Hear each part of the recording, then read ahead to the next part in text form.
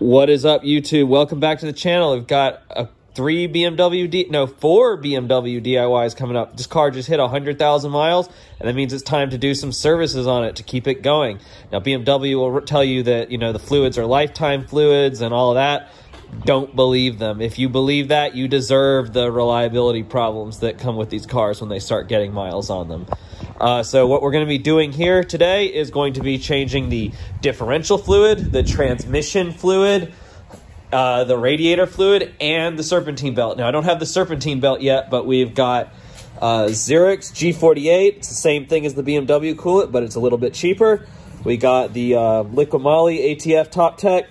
This is an alternative to the ZF fluid. It's the same stuff, though. It meets the specifications. We got Royal Purple for the diff. This is a pretty old bottle. I've had it a while, but it meets the specifications, and it is still sealed. So, you know, that's what's important. It's a GL4, GL5, whatever. It says it on here somewhere. GL5, GL4 gear oil. So that meets our specifications. It's a 75W90, 75W85 is what the car has stock, but this will do the trick. And since I already had it, I didn't have to go out and buy anything.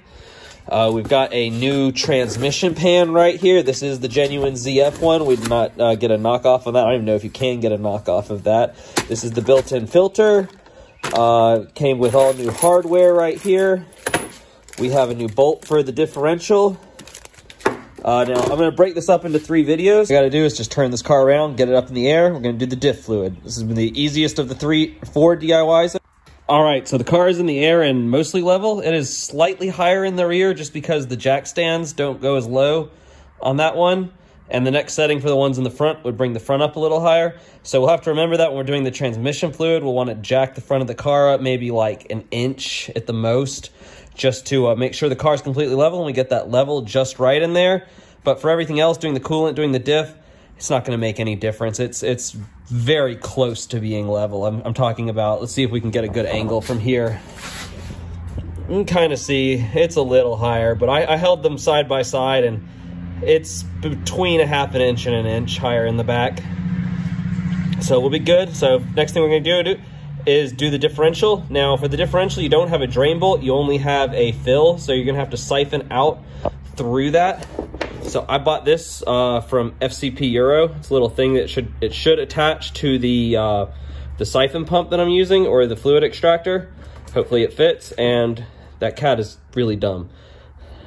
Anyway, yeah, so it should just hook in there, and we'll be able to pump the old fluid out, and then we won't really need it to put the new fluid in. We can just use the hose.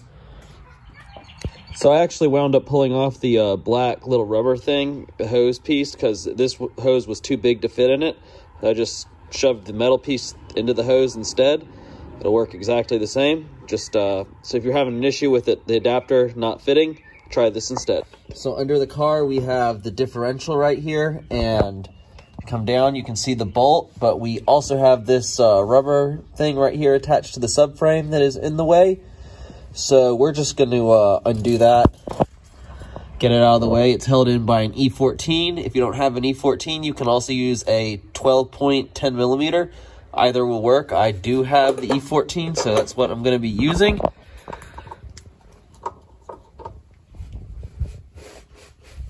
There we go.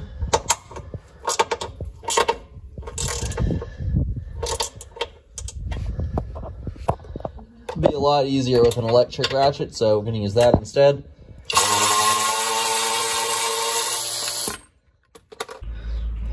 All right, so now we have good access to the bolt. I'm going to go ahead and take it out. It is a 14mm hex.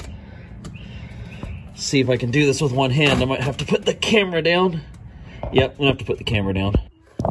So I wound up having to use a breaker bar to get it loose, but now that it's loose, I can use the ratchet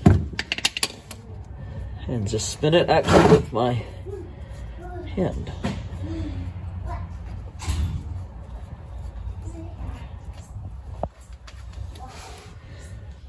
We don't have any fluid coming out. All right, so you can see there how I have the adapter in. It you just kind of push it in, and it just hooks right down and in. And you can see we had a little drop or so of fluid come out, so we're just gonna pump this fluid out. You know, going to be really hard to hold the camera and show you how to do this, but you just pump the fluid right on out. It will go right into here. And then we will do the exact opposite to put the new fluid in.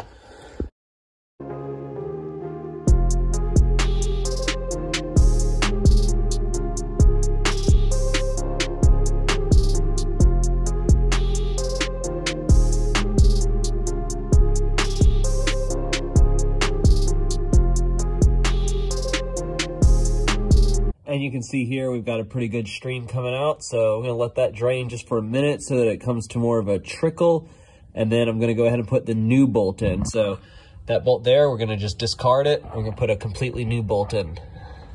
All right, so the new bolt is in, the fluid's secure, not draining anything, nothing's going to come out. Now we just got to put that rubber damper thing back on the subframe. You know, same thing as I did to get it off. Just going to get it on there, use the electric ratchet, and take it on up. That is how you change the differential fluid on an F30 BMW. It's probably the same on several other BMWs from this era. Thank you for watching, and I'll see you in the next one.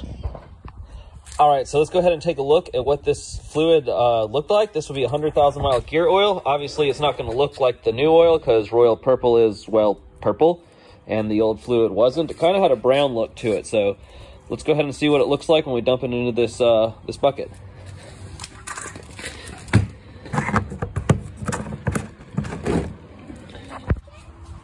Well, that's some pretty nasty looking stuff, and I mean, you can't smell it through the screen, but it smells bad. And there wasn't anything in the bucket before, so there's a few pieces of, I guess that's metal, I don't know.